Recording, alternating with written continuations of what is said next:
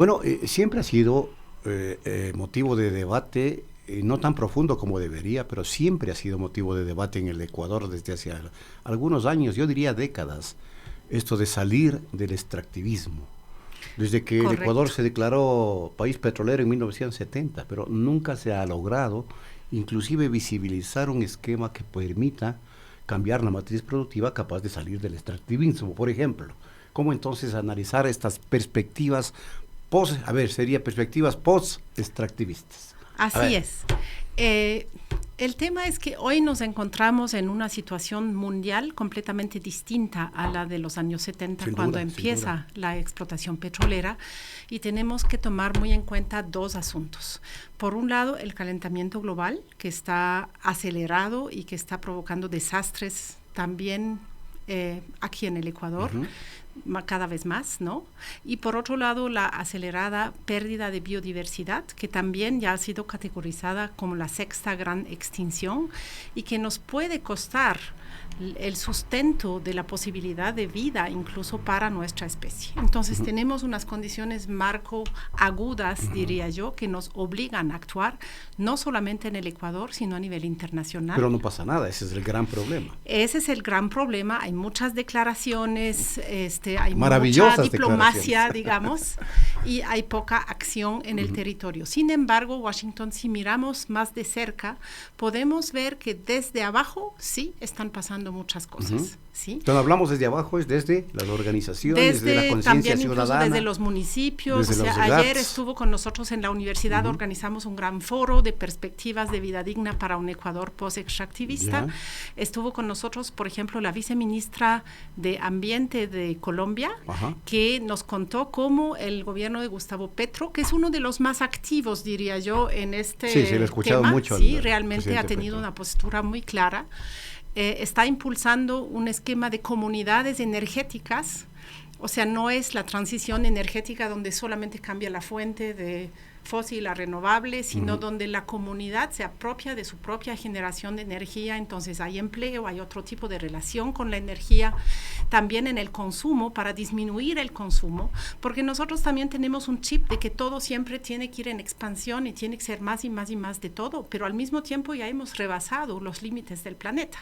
Entonces tenemos que acostumbrarnos a que nuestra planificación hacia adelante tiene que ir a la suficiencia, no al exceso. Y esto al mismo tiempo al reequilibrio, no solamente de las relaciones con la naturaleza, sino también de las relaciones humanas, superando esta brutal desigualdad que estamos viviendo en el mundo, en el país y en todas Correcto, pero partes, este ¿no? cambio de chip implicaría una transformación profunda, inclusive del propio sistema educativo a Así nivel es. de las naciones, y en el Ecuador pues nos hace falta muchísimo para aquello. Si Eh, bien se habla del tema, se los debate el tema, desafíos pero son no pasa nada. enormes, sin duda, pero lo que le digo es que también, y ahí el papel de los medios de comunicación creo que es Ajá. fundamental. Hay mucha visibilidad para lo que no funciona, para los desastres, incluso, o sea, realmente el morbo un poco de todo lo que está Ajá. derrumbándose en el mundo, y estamos dando poca atención a las alternativas y a los procesos que efectivamente se están construyendo. Por ejemplo, aquí en INTAC también tenemos un proceso de economía alternativa comunitaria que ya lleva 30 años de construirse, incluso con proyectos de mini generación hidroeléctrica, por ejemplo. Pero que no se le De lo que visibiliza, ¿no? Ese podríamos es el problema. aprender si supiéramos, si estuviéramos al tanto. Exactamente. Exactamente, Entonces eso es hay lo que una hace falta. visibilización que está también al orden del día.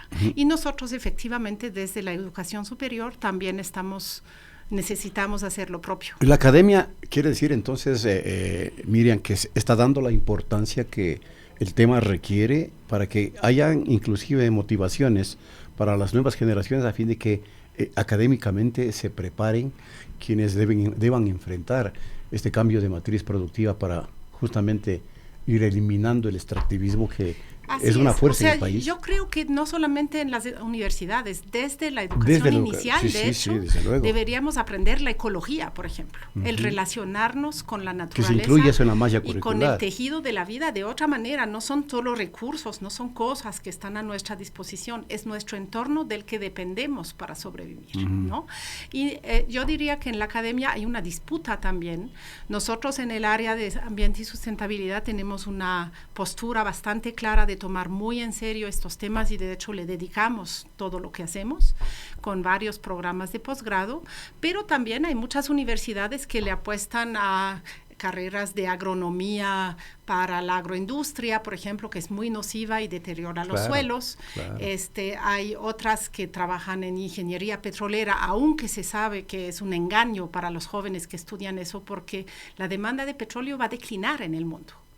Pero eso es para unas décadas, para algunas décadas. ¿No tanto? Lea los informes de la Agencia Internacional de Energía, o sea, todas las grandes potencias mundiales ya se comprometieron a disminuir su Pero siguen peleando por el petróleo, incluso están a punto de invadir un país latinoamericano. Así es, que obviamente no quieren tanto cambiar de rumbo, pero es un terreno muy incierto. Y además también creo que hay que considerar que la juventud, al menos la que yo conozco en mis clases, quiere contribuir con algo positivo al mundo, a la sociedad, ¿no? Entonces, estar en un trabajo que ya está tildado de destructivo del ambiente, de destructivo de la vida, quizás también les conflictúa a ellos. Nosotros recibimos en el área muchas veces ingenieros petroleros, ingenieros mineros reconvertidos que dicen, yo no aguanto más esto, necesito hacer otra cosa. Qué bueno. ¿No? Y ubicar esto en el debate nacional, en el tratamiento de los grandes temas nacionales es fundamental.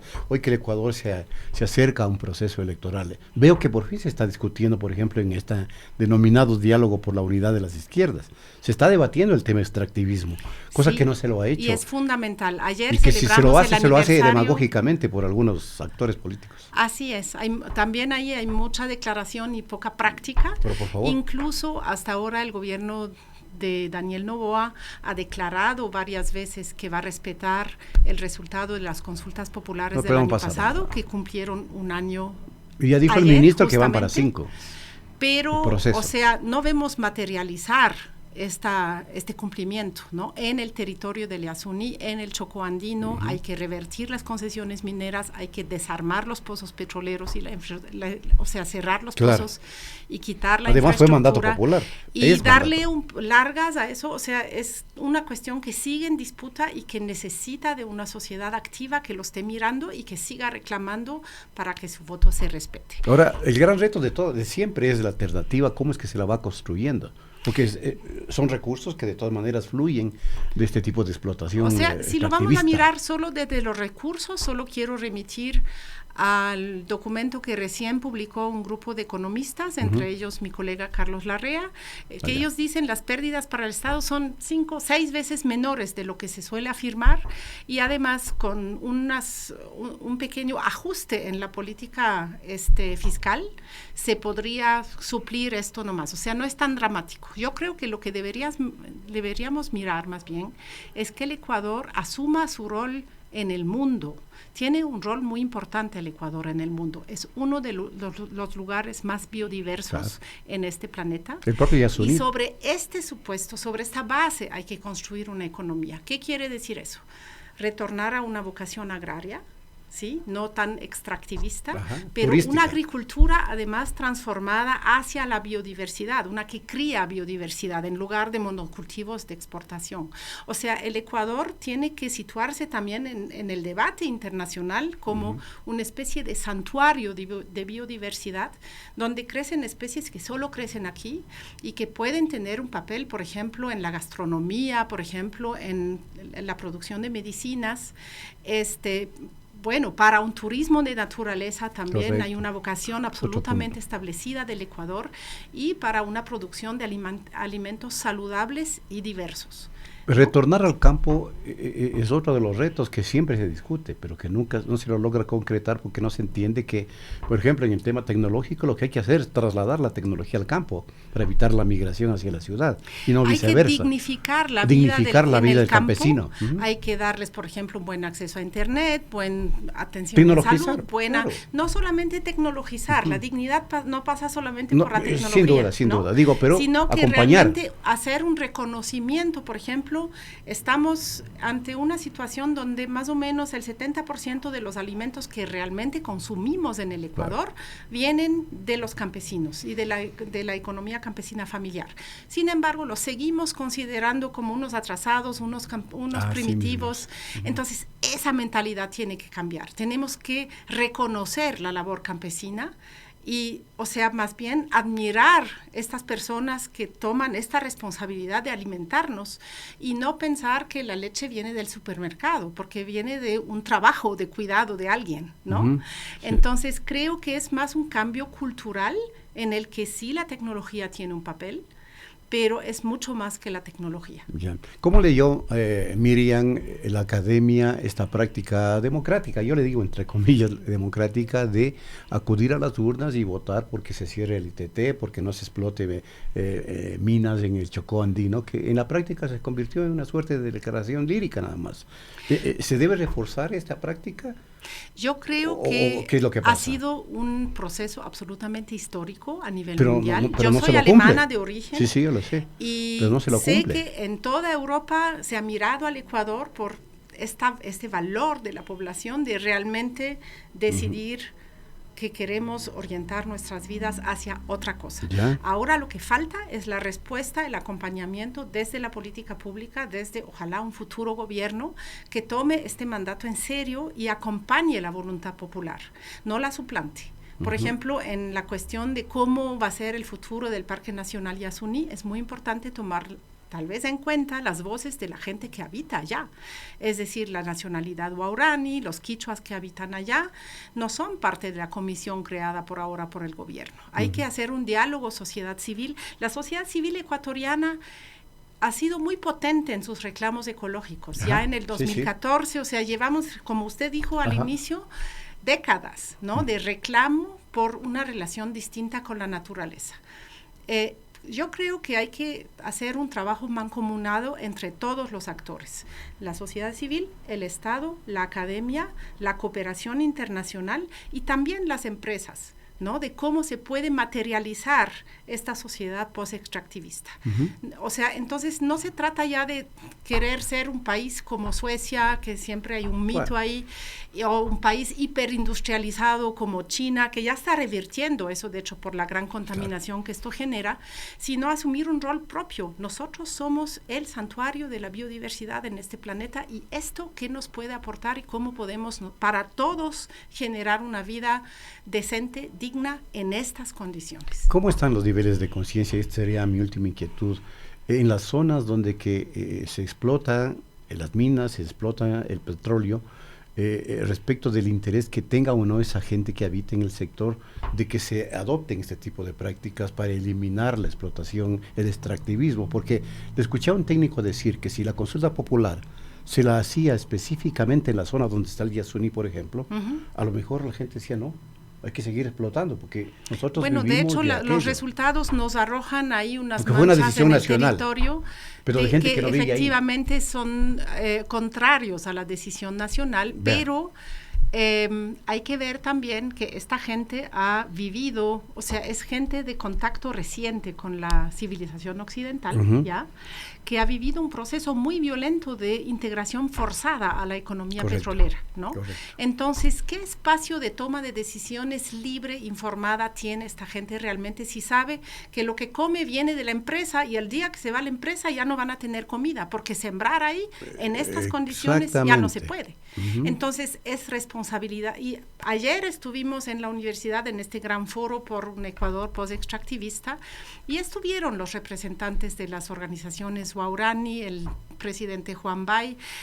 Su organización está completamente alineada con el resultado de la consulta. Ellos apoyaron la campaña por el sí al Yasuní.